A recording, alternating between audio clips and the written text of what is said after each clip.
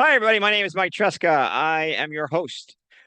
We are at the latest installment. This is October 2024. We are talking about the CAR-PGA business. As always, I'm super excited to have Cory Toon with us to discuss uh, the Dice Alliance, which we're very excited about. But we will get to that in a minute.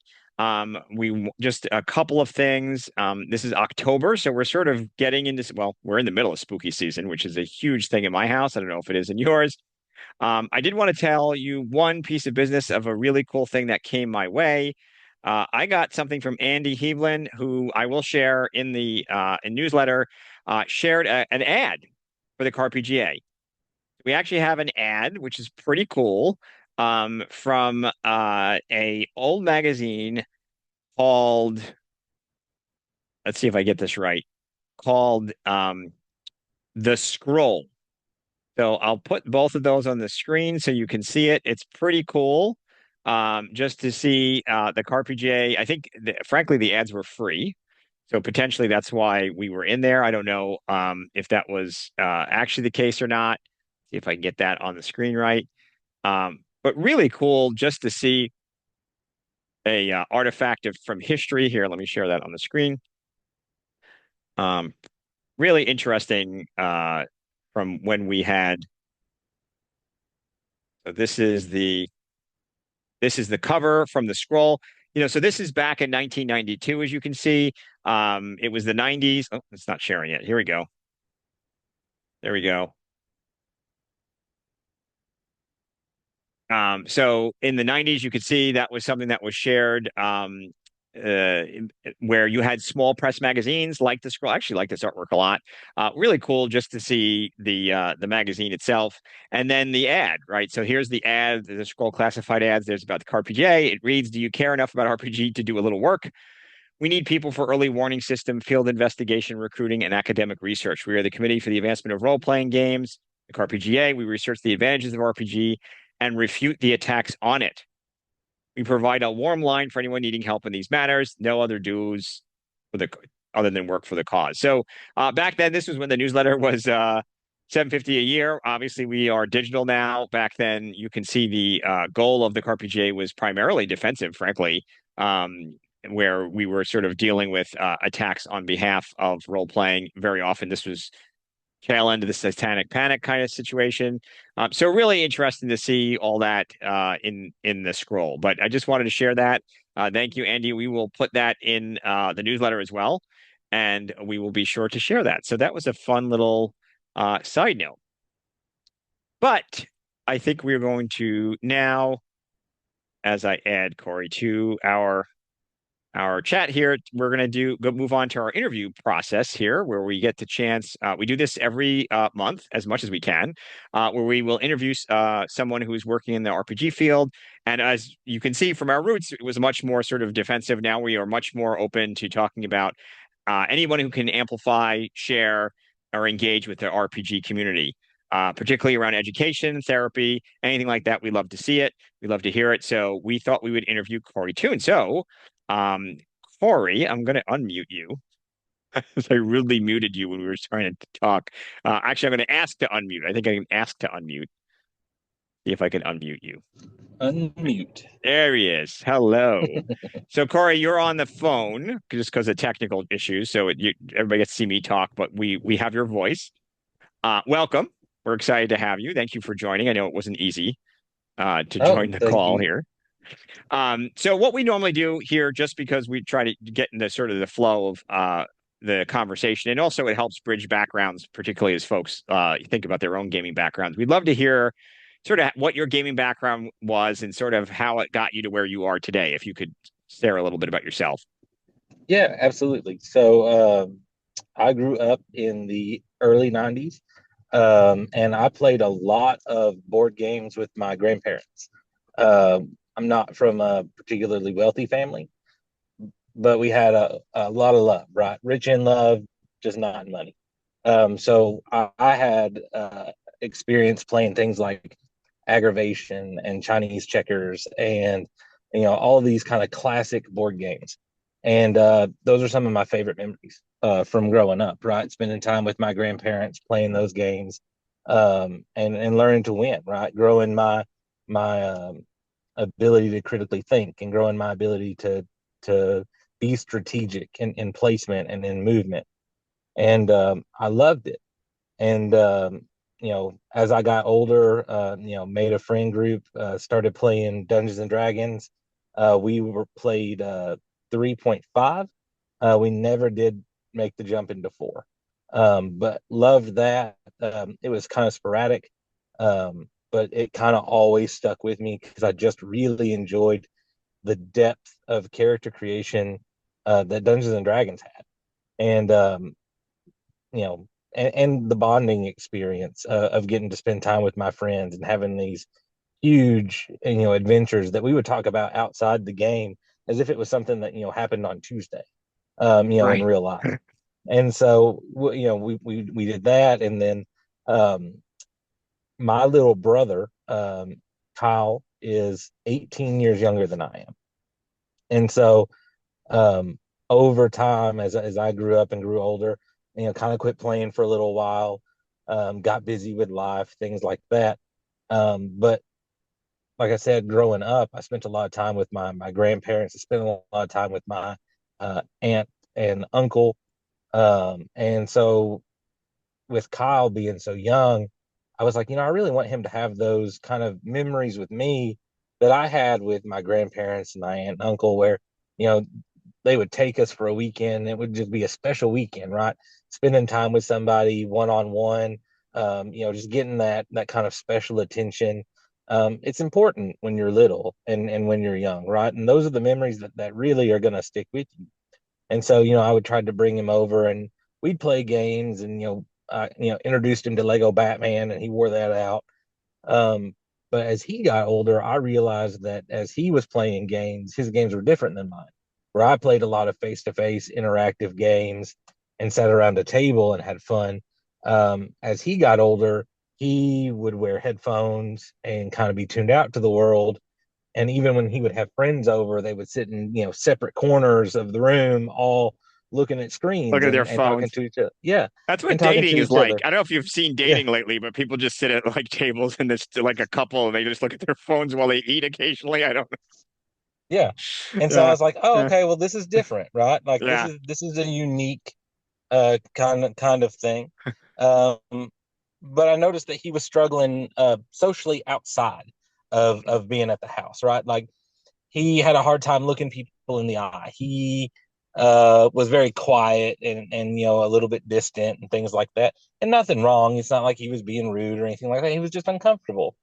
Hmm. And so I was looking at that and I was like, wow, that's so different than the way that I grew up. And so I wonder if there's anything that I can do to kind of help bring him out of his shell. So we started looking at Dungeons and Dragons and played a couple games with him, and he loved it. He ate it up. And then his friends started to play.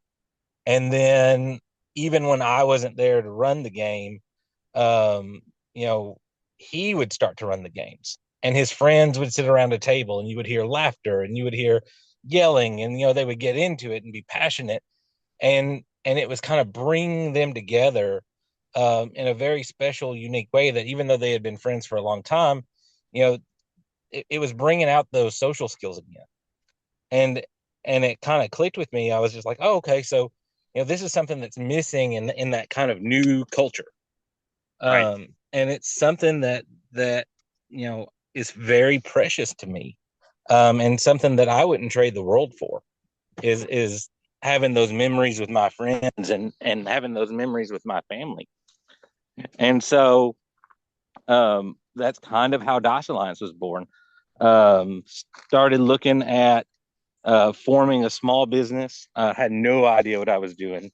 Filling out paperwork wrong, getting stuff back, getting rejections, and finally in March of 2020, which is a very special month for a couple reasons, Hmm. we got our federal 501c acceptance letter, and that's how Dice Alliance was born.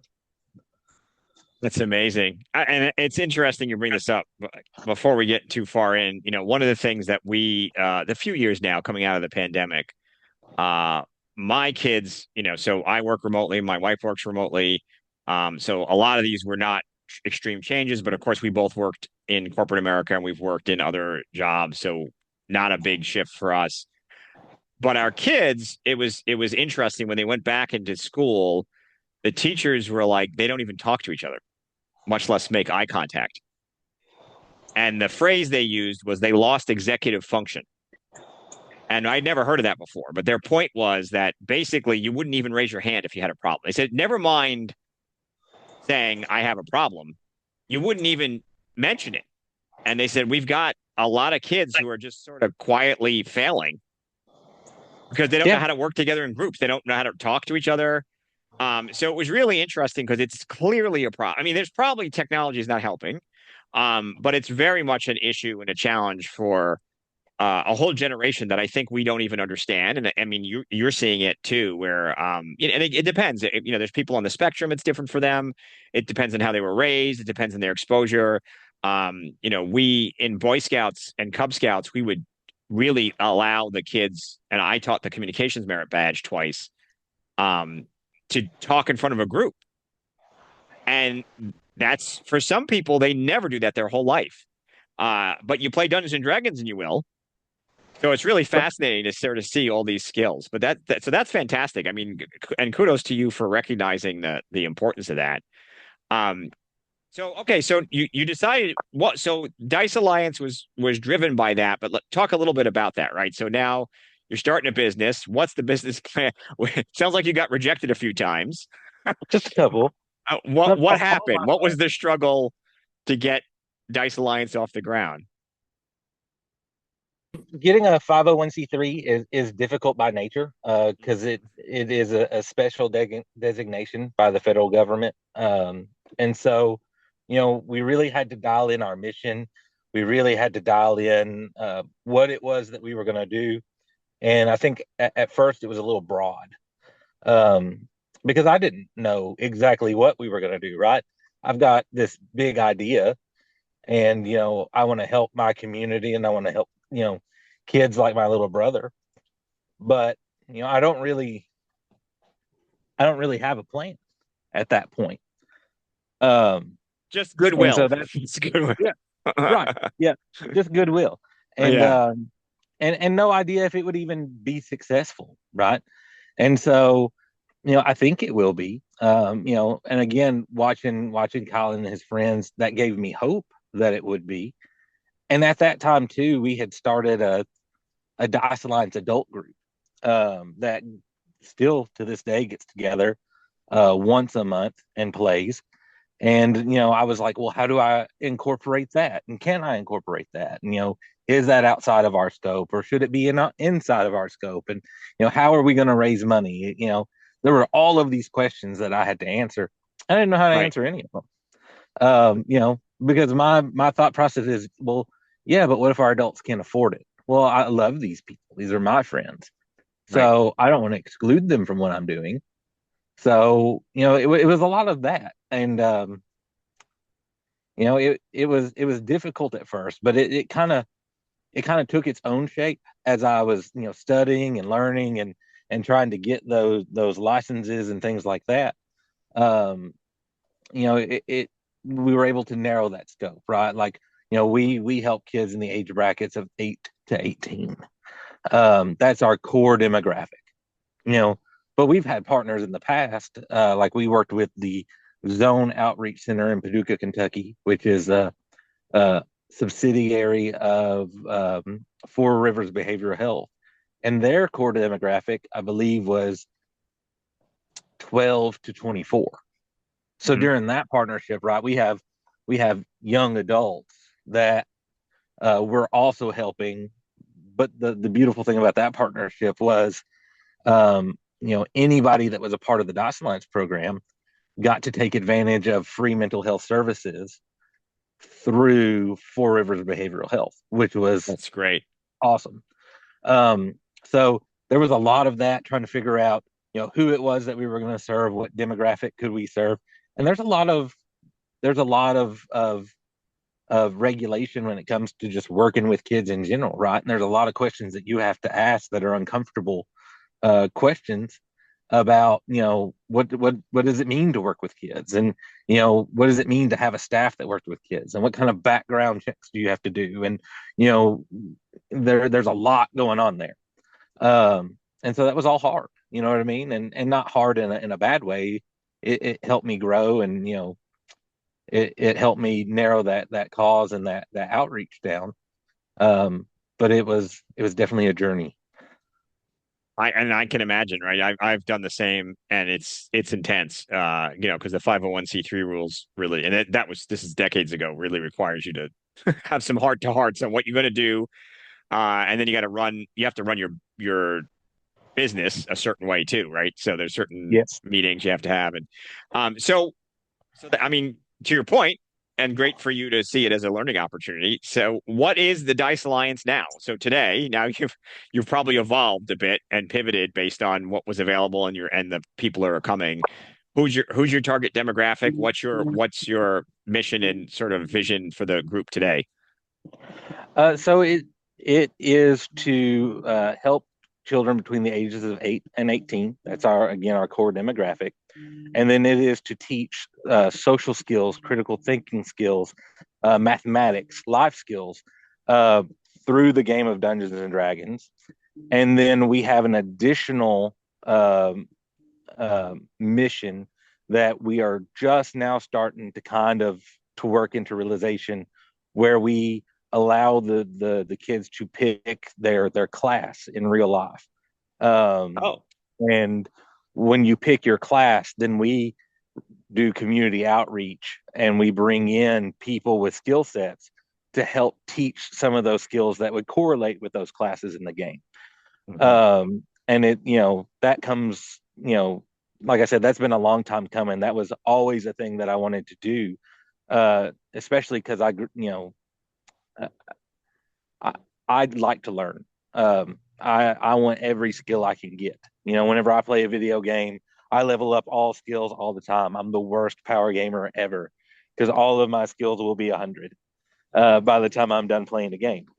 But I was like, we could transition that into real life, right? If a kid picks a fighter constantly, that tells me that kid is interested in, being physical and being active and being tough, and whatever it is in their background that makes them, want to have those features in the game. Odds are they want that in real life too. Right. Or a kid who like for me, right? A personal example, I always play a bard or a cleric because I'm a support class character, and I'm a support class character in real life. Yeah. Um, I love to help people. That's what I do. That's who I am at my core. Um, and so, whenever I started looking at that and kind of the psychology behind what it is that you play and why it is you play it, I was like, wow, there's a lot more here than I ever thought there was. And so we're going to start, hopefully, here soon to be able to really start playing with that. But in the meantime, just the games themselves are really helping to bring our kids out of their shells. We had a parent come to me the other day and was just like, "Hey, when my kids started, they had friends and they were withdrawn, but they would play video games and they'd all have their headphones on. It's the Kyle Gossett story." And and I was like, "Oh yeah." And she was like, "And now, you know, he's they're laughing and playing, and they're face to face, and they're at the kitchen table, and he's not afraid to talk anymore, and he's outgoing, and he's figured out that he can lead. He's kind of turned into the leader of his group." And so that's what our mission is to build those skills, to give those skills to kids in a way that they don't even really most of the time realize that they are receiving. For That's a little while, fantastic. yeah. So for a little while, we were doing a cooking class. So when I first started working with the zone, I wrote my own campaign, and the kids worked for a tavern. Their characters worked for a tavern, and the goal of every session was to go find ingredients for this tavern owner, so that he could make a meal to sell in his tavern. Well, at the end of the game, I would bring out the real world ingredients that would correspond. right? So if you Wow. had to slay the boar, I would bring in a ham. Or if you had to go, you know, pick up grain or wheat, I'd bring in flour. And then we would do these cooking experiments where the kids would get to use those ingredients to learn how to cook very basic things. But it was it's a skill. Cooking is a skill. And and they loved it. And you could tell that they were into it, and it was special for them to be able to do these things and to have these skills, because some of them aren't getting those things in their personal lives. They don't have anybody to teach them how to cook. They don't have somebody that's encouraging them to keep persevering through a hard situation, even if it is just a fantasy one. You know what I mean? They don't have anybody to tell them they did a good job, or Right. to tell them that their choice was very smart, and to give them kudos. And they get leery of it a little bit at first, but you kind of see them grow out of that, and that there's nothing more. I don't know. There's nothing more beautiful than that, to help somebody and help them realize that they are smart, they are powerful, they are worth it, and they can do whatever it is they want to do. It's amazing. And particularly bringing it in to real life. My wife and I, we tried. We couldn't do all of them. We did try to do the Heroes Feast cookbook. I don't know if you've seen that cookbook. We made a bunch of those meals, Oh yeah. Yep. which was sort of, and some were really good, not all of them, some pretty good.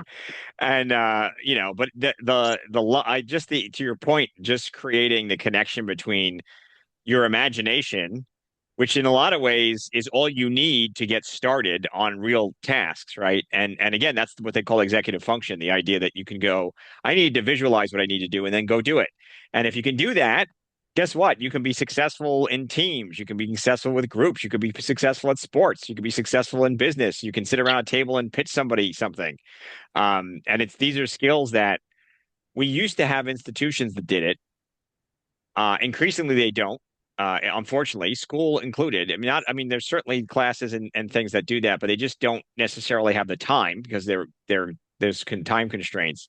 So, role playing is fantastic for it. And to your point, there's things we take for granted that not everybody has. So I think that's fantastic. So now that's probably not a typical day. What's a typical game day like with Dice Alliance? So we're up to helping at least 50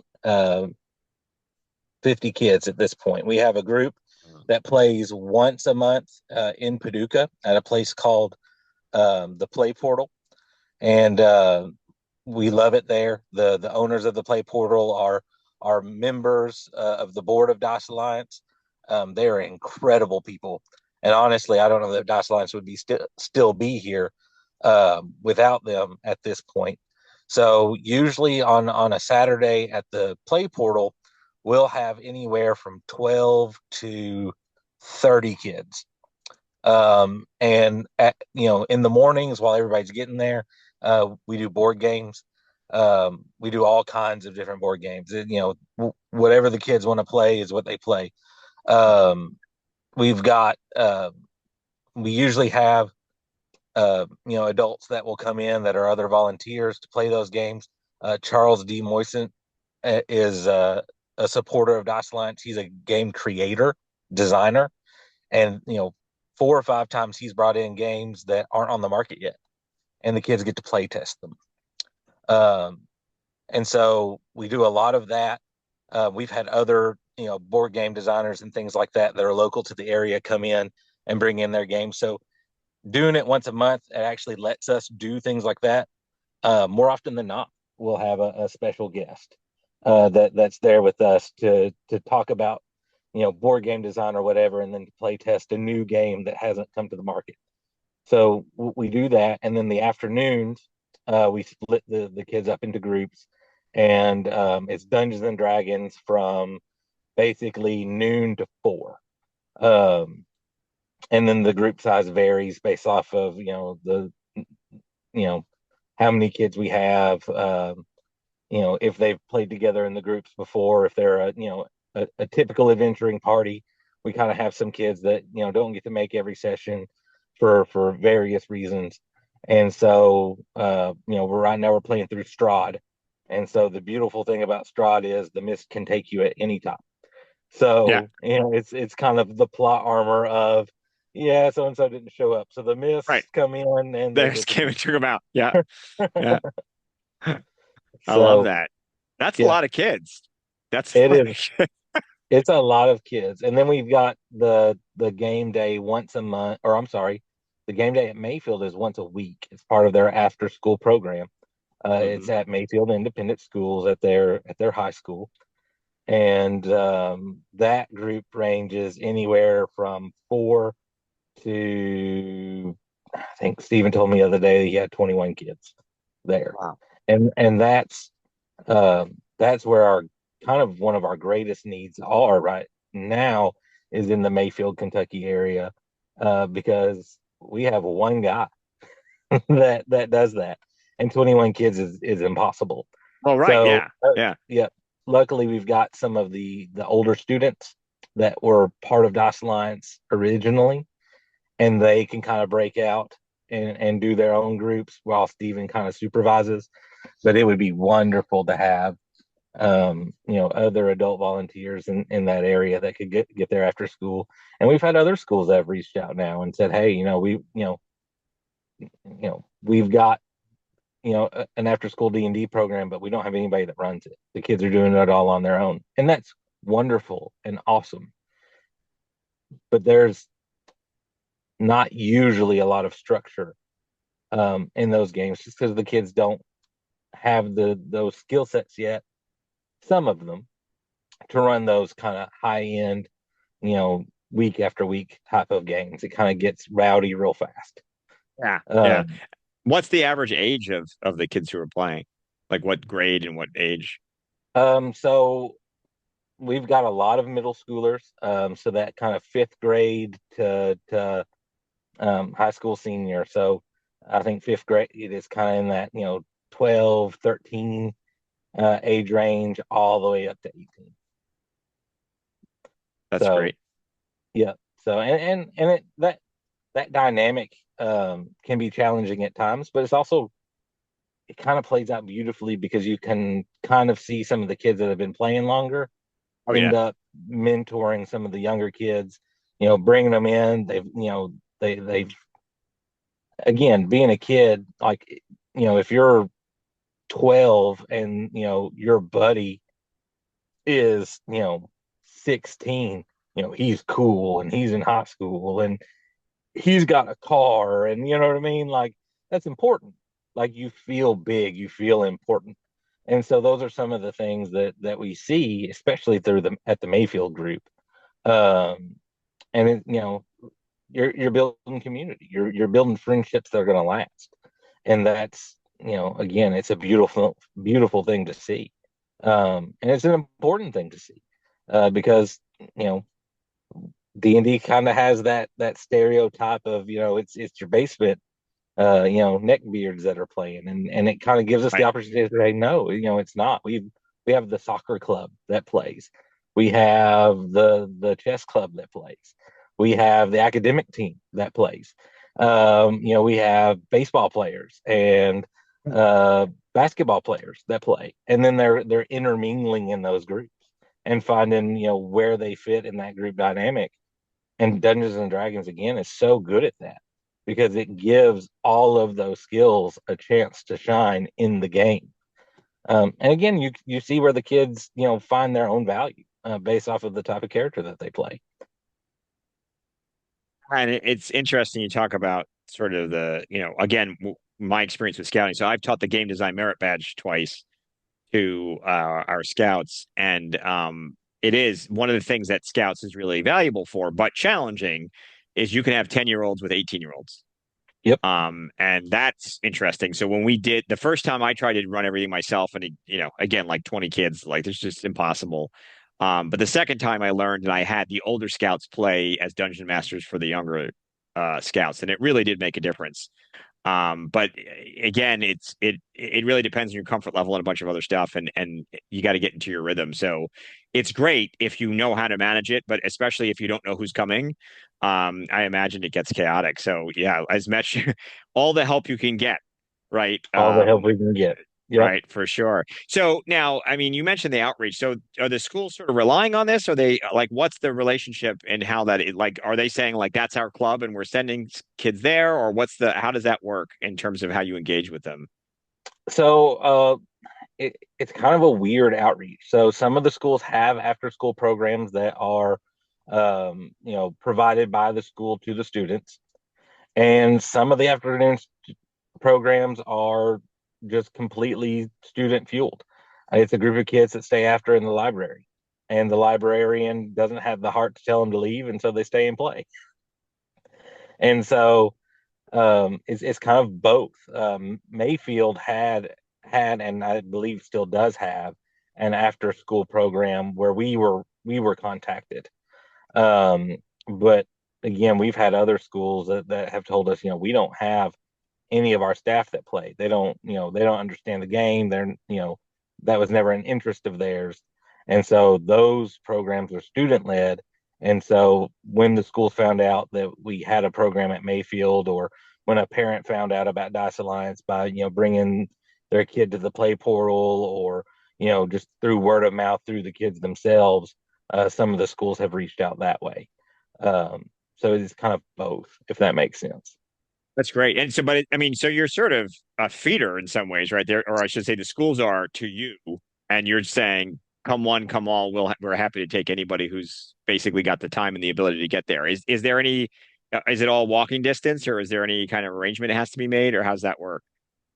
Depends on the school system. So all of our Mayfield kids are walkers. They don't have a bus route at Mayfield, um, and that community itself is kind of small in and of itself. I don't know if you recognize the name Mayfield, but they had the tornado a few years ago.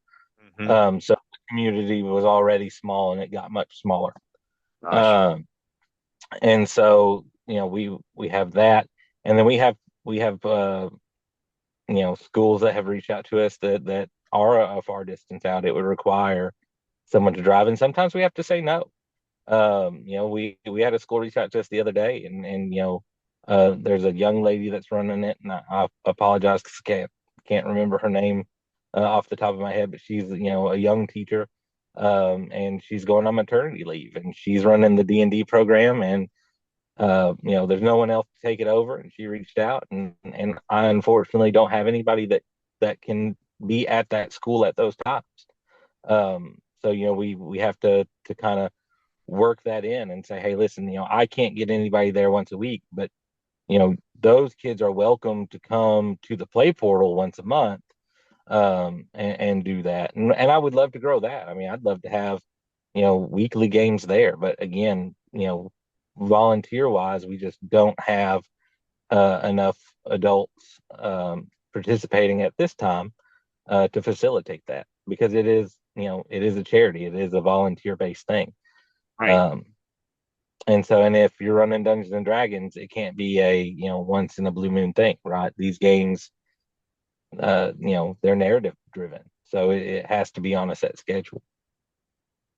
Yeah, I'm always fond of saying, D&D is like we're going to play Monopoly for 6 months, Yes. and people Yep. go, you would never say that about anything else, right? It is a commitment in some ways because people are going to get attached to the characters. The idea is that, maybe you can do 3 months, maybe you can do a month, but it's not like a 4 hour game only.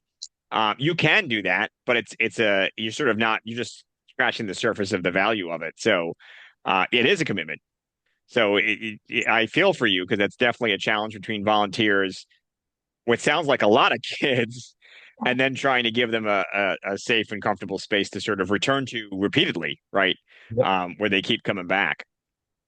Well, this is amazing. I mean, it sounds like you're having a real impact. I mean, as the 501c, do you have any measurements of what success looks like for you? I'm not sure, like, what do you feel good about based on how you're doing the number of game days, the number of kids? Is there any kind of goals around that, or are you just sort of happy to be here kind of thing? It's a little bit of both. I think, again, my ultimate goal is to have something that runs weekly, and it would be to have kind of those class-based activities throughout the week for kids to participate in outside of Dungeons and Dragons. So that's what Dice Alliance fully funded. all in looks like, right? It is an opportunity, uh, weekly, nightly for kids to come learn skills, have a safe place to be, and to grow. Right now, goals look like, having enough money to, do gifts for our seniors, right, at the end of the year and give them, a card and a nice set of dice that says, hey, listen, we love you, we're invested in you, um, you know, best of luck in your future endeavors. And if you need anything, Dice Alliance is always here for you. Because, when you work with these kids for so long, we are invested in them. Oh, for You sure. know, Yeah. Yeah. and so, if you need advice or if you need something like that, or you need a hot meal, call Mr. Corey or Mr. Steven or, you know, we got your back. Like we're invested in you. We wanted to see you succeed. Um, and so, we do a lot of that. And at the end of the day, you know, true success is if we can change one life, right? Just one kid, bring them out of their shell, give them a better shot at being what they want to be and having them make it. And that's true success. I don't know that that's even measurable, but I like to think that we've done that and continue to do that, even if we can't do the nightly thing, you know. So that's How long have you you been at this? Because I mean, to your point, the longer you go, the more you'll be able to see some of these kids become adults, really. So yep. how long has Dice Alliance been around? I've been around since 2020. Right, right, that's right. So So 4 years. So yep, you've got time. That's a whole high school. yep. But maybe We've a seen few more freshman years to and you'll start, senior. yeah, you'll see them going on. That's great. That's Yep, fantastic. And then hopefully come back, right? Potentially even volunteer. that would be amazing. And some of them do, right? I mean, you know, even out of high school. I mean, you know, we have some kids that show up and help, uh, and have, a few times. And my little brother was part of Dice Alliance, and we played a couple of games. We did all night game days, for charity. We worked with Extra Life, and stuff like that. And he would come in and help run that. Even at the age of 17, and, still in high school, but old enough to be able to take a little bit of that responsibility and to lead those games. And we have other kids that have done the same thing, and it's awesome. One of the success stories that we have, we had a kid named Nathan who was at the time was at Paducah Community Technical College. Um, we have a lot of kids that are interested in the arts. So I was like, it'd be really cool to bring in professional artists and people who work in the art and sci-fi and fantasy industry, and to bring them in and to give these kids the opportunity to ask them questions, have their work critiqued, and get something out of it. So I, sat down, I worked with the local community college. I reached out to all the individual high schools and said, hey, listen, this is going to be free to all of your students. They're not going to have to pay a dime to get it, to participate in this. And I brought in, three um, three comic book artists, and they have varying skills outside of comic book art, 3D printing, set design, sound design, things like that. Brought in a writer, comic book writer, and slash actor, and then I brought in a director and producer who did indie movies. And during that time, I gave free tables to all the students who wanted to participate. And we had a mini con in air quotes, which you can't see me doing. Um, and the only thing that I asked the guests to do, I said, I'm bringing you in. I'm covering hotel and food and all this, but I need you to give a free lecture, and I need you to critique the students' work. And so they all went out and talked to the individual kids, and every one of them came back and was like, hey man, uh, you know all the kids are good, we love working with them, this is awesome, but Nathan's really got something going on. And Nathan's, at that time he was 20, I think.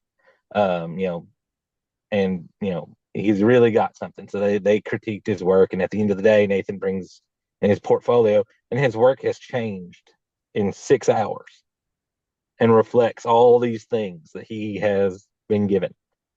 And now Nathan's working in the comic book industry, That's which amazing. is amazing.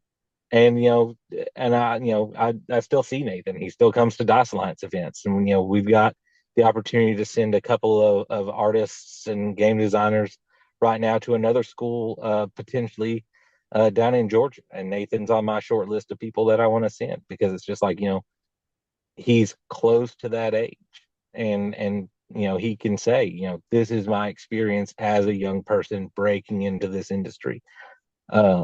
And I think that's invaluable if you're willing to listen, if the students are willing to listen, to have that kind of ability to ask questions to somebody like that. It's amazing. So is that what's next for sort of Dice Alliance is to start bringing in almost alumni and have them and sort of share? Is that what you're thinking, or are you looking to expand further? What are you thinking for the future? So the future looks like that. It looks like bringing in alumni. It looks like a little bit more community, actually a lot more community outreach, letting people know who we are, what we do. Again, we have to get buy-in from our community. We have to have volunteers. Um, and then trying to grow outside of Paducah and Mayfield even, Mhm. to kind of broaden that volunteer base so that we can continue to bring in professionals. I mean, it would I think it would be incredible to bring in a plumber and have them build a real world puzzle where the kids have to figure it out in the game. You know, Right. hey man, you're locked in a cell. There's a key, but it's down in the drain. How do you get it out? It looks like it's got this little magical orb, and you notice that it's floating on the surface of the water. How do you float it out of the pipes? I think that'd be awesome. The kids would eat it up, and it would teach them plumbing. That's So amazing. something like that. Low level wiring. Unlock a lock. You know, how do you unlock a lock with low voltage? I think the Right. kids would eat that up. And so it's bringing in professionals that don't necessarily have anything to do even with the gaming industry, but just people who want to pass on skills and then figuring out how to tie that into the game Right. so that the kids get these skills and they don't realize they're getting it, right? They're Right. not looking at it as a professional is teaching me basic plumbing or basic wiring. They're looking at it as it's a puzzle I have to solve to get a free set of dice. I love And that idea. yeah, so and I think it would be a huge success.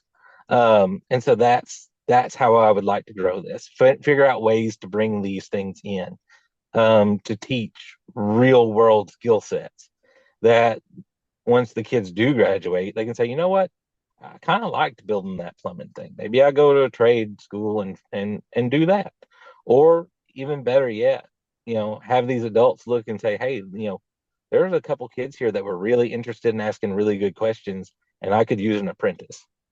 And so we have kids that come from families that may not have opportunities to further their education or may not even be encouraged to further their education. So if someone comes in and says, hey, listen, I'm actually, you know, I'm invested in you, because I think that you have what it takes to be successful in whatever field it is. Um, Building those relationships, I think would be amazing, Absolutely. And whatever it is. yeah, and so we have some members. One of my good friends, Mike Best, does Crafty Quest, and he creates box sets to teach his daughters, and he volunteers and he runs events, and it is very much meant to be both interactive and teach skills. A lot of what you're talking about, sort of getting people from the community to help play songs and teach them skill sets, and just get them to sort of use gaming to expose them to so many other things. Because of course, the idea is once you open your mind up to any of this stuff, like you said, I love the plumber example.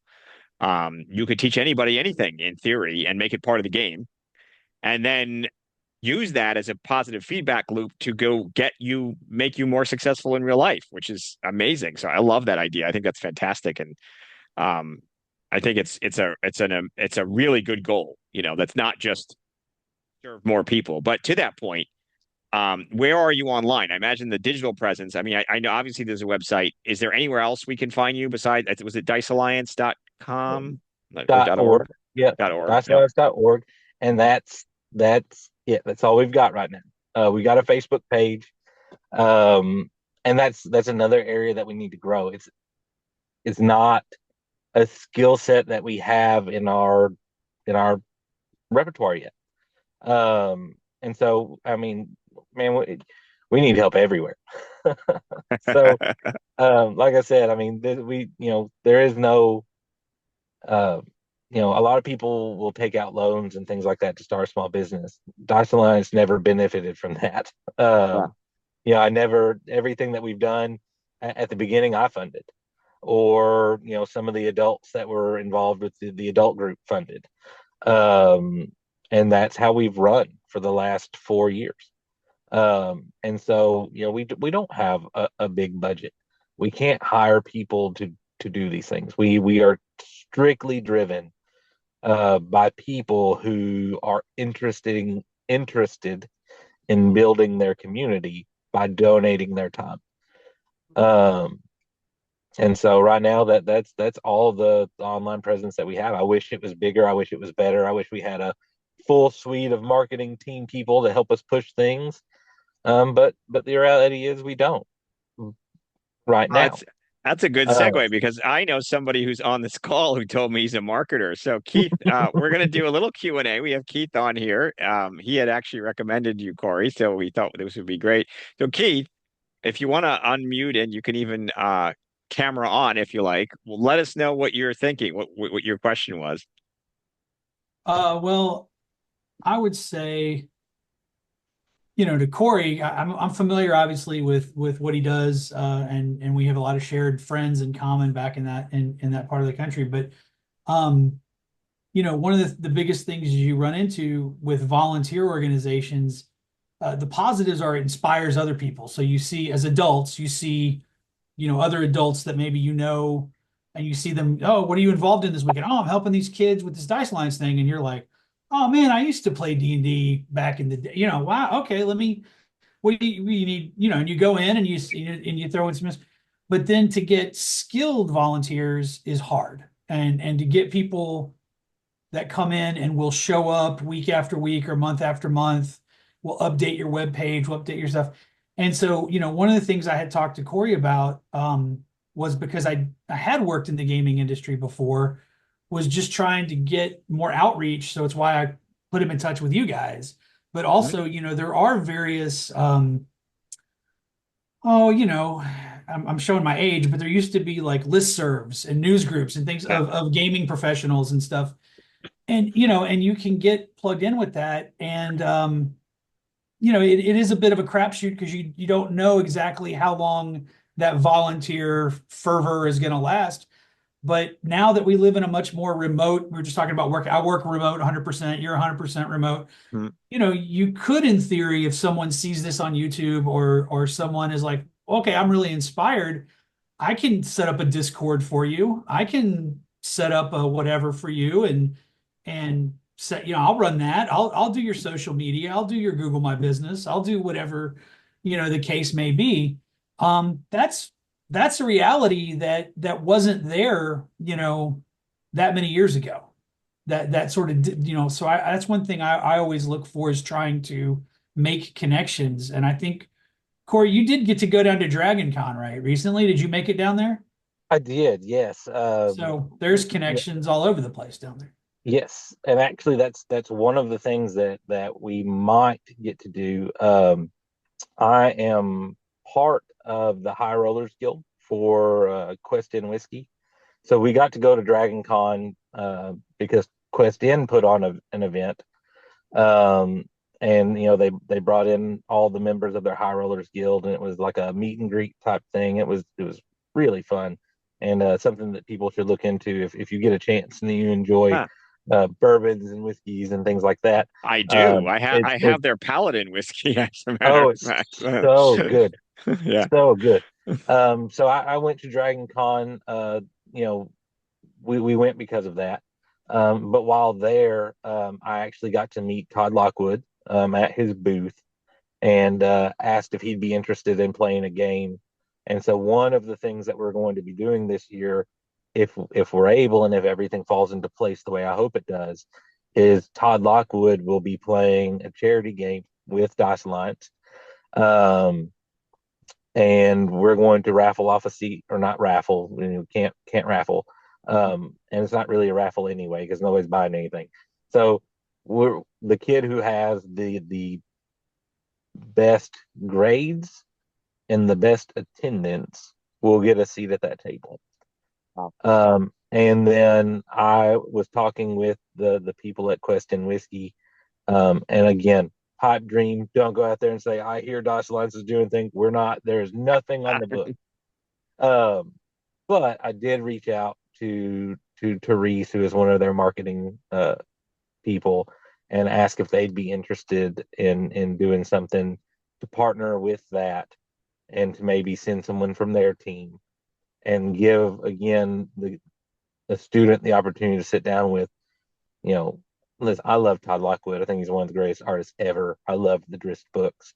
So they'll have the opportunity to sit down with a professional, creative individual who has really shaped the fantasy world, and then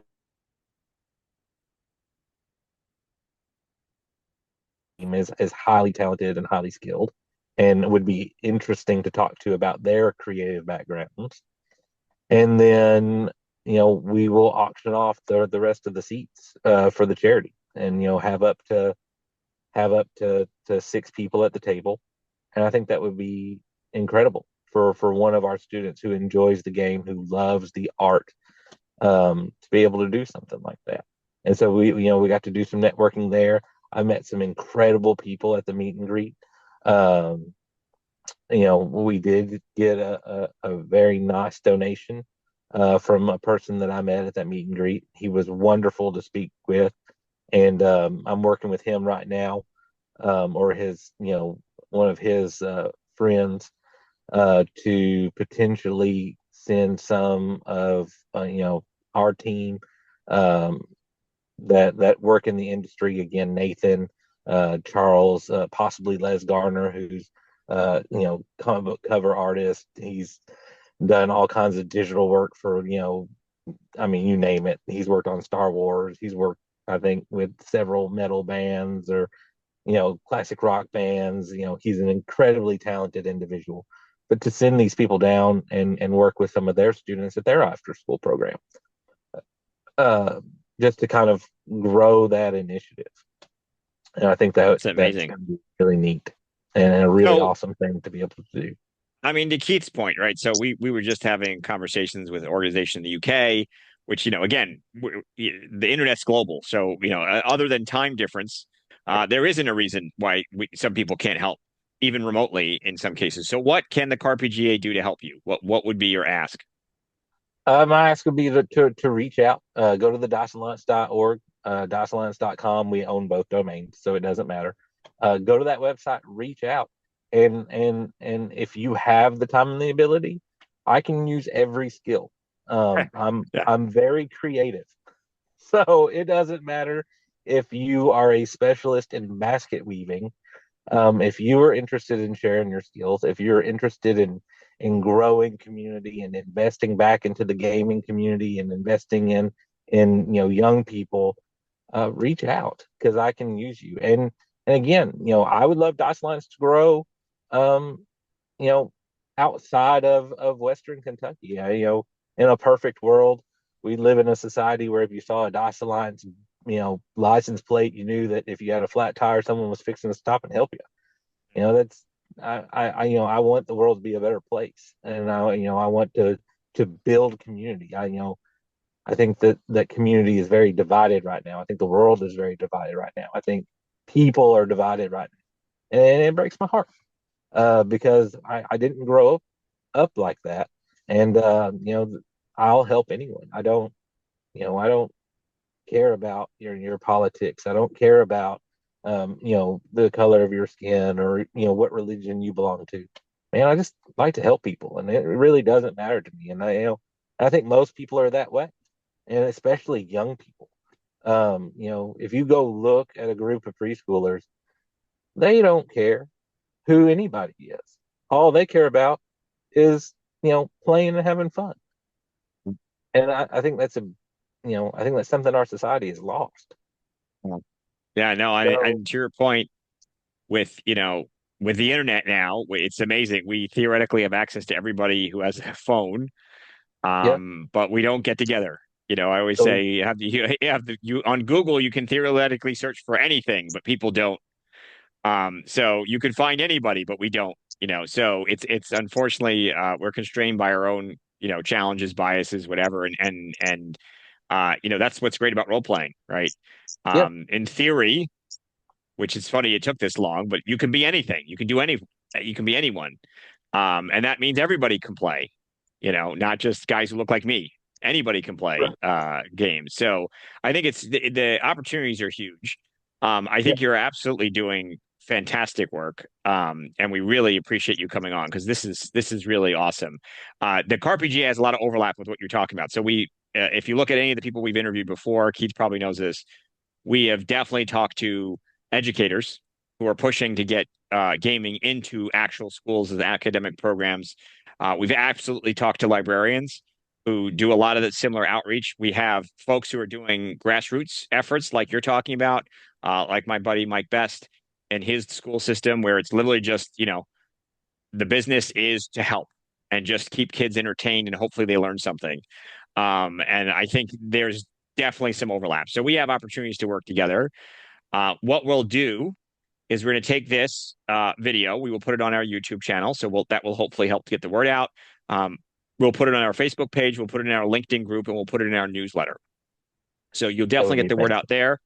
And every month we do this, so the top article is our discussion here, so we'll make sure to reference this and get the word out. And absolutely anyone who's seeing this, our goal is always to support the kind of work you're doing. This is exactly what we're doing.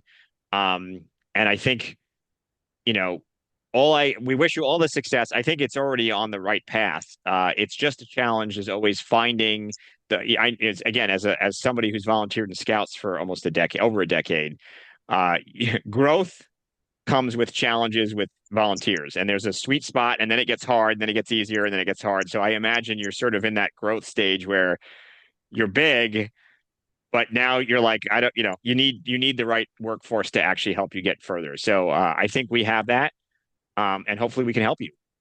So That would be that's amazing. fantastic. Yeah. Anything And else you'd like to add? Anything we missed? Anything you want to share? yeah, let us help you too. I mean, we're not, we're not big. We don't have a lot of volunteers, but if there are people who are interested in things like this and they need help, reach out. I mean, if again, I'm looking at sending, some of our guys down to another school just to talk about being creative and to give kids the opportunity to talk to those professionals.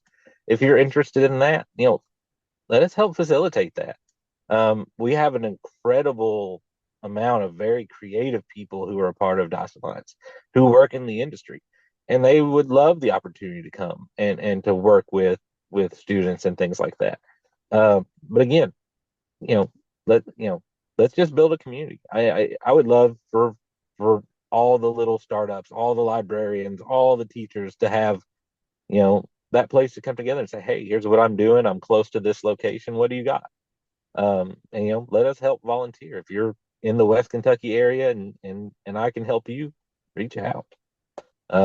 Because And I'm interested in helping. So sure, the number one thing I would recommend is you join the CAR-PGA. It's free. And I'll send you the form afterwards. I think to the extent that we can work together, and that'll keep you informed. We'll have that connectivity. You'll get our newsletter monthly. And that will help us keep track of each other. But then, once you're a member, you're family. So the more we can work together, the better. I think that's a great idea. awesome, awesome, absolutely.